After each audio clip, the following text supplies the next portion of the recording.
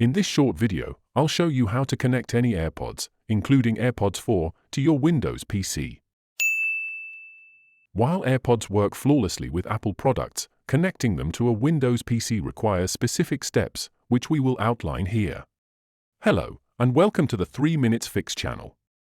If this is your first time watching our videos, don't forget to hit the subscribe button and turn on the notification bell to stay updated. Alright, here are the easy steps to connect your AirPods to your Windows 10 or 11 laptop.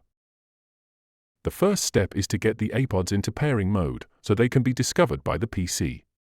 Before we see how it's done on the new AirPods 4, let's cover how to place the AirPods Pro, 3rd generation, and AirPods Max into discoverable mode. First, ensure your AirPods are properly charged and placed inside the charging case.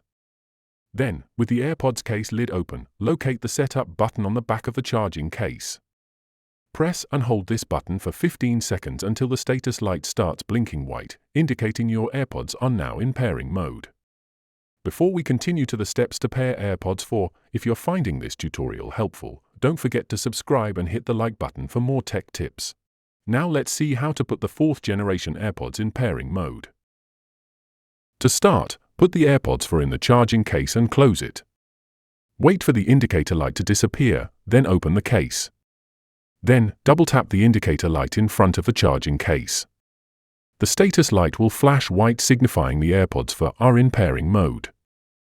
Now that your AirPods are in pairing mode, head over to your Windows laptop, click the Start menu, and select Settings.